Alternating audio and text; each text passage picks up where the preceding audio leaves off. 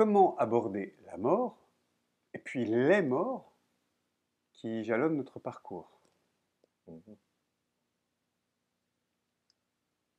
Hmm. Euh, Je vais parler pas mon expérience, de mon vécu, euh, où j'ai abordé donc la mort d'Odile, qui était ma première épouse, qui s'est tuée en accident de voiture. Donc c'était très brutal. Il fallait donc, et lorsque je faisais allusion tout à l'heure à la foi, c'est bien sûr la foi est venue un petit peu après, mais très, très proche de ça. Et pour moi, la mort, elle est, elle est, je dirais, la continuité vraiment de ma vie. Euh, je ne fais pas de différence entre la vie et l'après, comme dit les orthodoxes, la naissance au ciel. Mm. C'est pour moi, c'est vraiment la, la juste mesure des choses. Et que euh, ça m'est plutôt, bah, aujourd'hui, je veux dire quelque chose qui doit être terrible, mais plutôt agréable. Plutôt agréable pour moi dans le chemin que je vais poursuivre. Alors après, c'est dans le vécu de celui ou celle qui reste. Mm. C'est autre chose. Mais l'ayant vécu, sur le moment, on a envie de complètement renier tout ce qui existe à côté de nous, en nous et tout ça, c'est terrible, c'est ce moment terrible de cette mort, surtout quand elle n'est pas prévue. Une mort comme ça, du jour au lendemain, de la seconde, de la minute, de l'heure, ce n'est pas acceptable. Mais s'il n'y a pas un cheminement et de l'amour autour de soi, et c'est vrai que c'est difficile de s'en sortir. Et quand l'amour se fait connaître, et quand le temps est passé un peu, et lorsque on se dit j'ai connu l'amour, donc il n'est jamais mort, et donc il est obligatoirement vivant.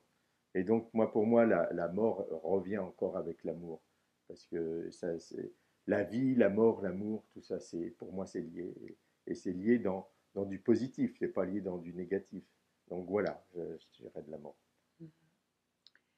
Mm. Moi, j'ai pas connu l'expérience de Jacques. Enfin, j'ai perdu des proches, bien sûr, mais pas un être tellement cher et tellement proche.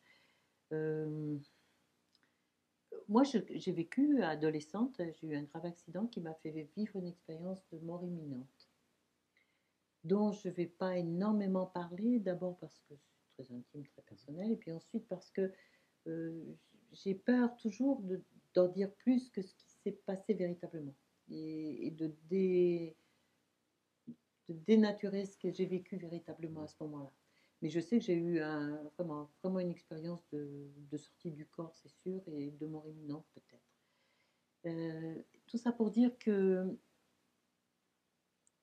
j'ai l'impression que je la connais un peu, quoi. Prétentieux de dire, parce que moi j'ai peur, hein, quand tout d'un coup on est menacé d'un accident en voiture, ou quand tout d'un coup, je sais pas quoi, je risque de tomber dans le ravin, je vais pas dire, voilà. J'ai des réflexes de survie qui sont très, très présents et irrépressibles. Mais en même temps, je sens que, un peu comme Jacques, je me sens très paisible à cette idée. Et je sais que le souvenir que j'ai de cette expérience était un souvenir vraiment très, très joyeux, très lumineux, très, très. Ça me fait pas peur de revivre ça. Je ne dis pas non plus que je suis dans l'attente voilà, de revivre ça. Mais si c'est ça la mort, eh ben, d'accord. D'accord. Et quand ce sera juste. Pas forcément demain, hein, parce que la vie c'est bien aussi. Mais bien sûr, Mais c'est pas voilà. pour arrêter la vie. Et puis on a vu aussi lors des décès de nos parents ou de nos frères et sœurs un peu plus âgés ou beaux-frères et belles-sœurs, on a vu à quel point les familles réagissaient pas du tout de la même façon. S'il y avait la foi Ah oui. qui soutenait derrière ou s'il n'y avait pas la foi. Ah oui. Et ça nous a frappé de voir l'effondrement, le chagrin Ah. sans fond de ceux qui n'avaient pas du tout la foi. Et nos propres réactions, on était bien sûr très tristes de perdre la maman ou la sœur ou le beau-frère, mais il n'y avait pas un effondrement total dans le non-sens. Ah oui, ça c'est très important. Oui.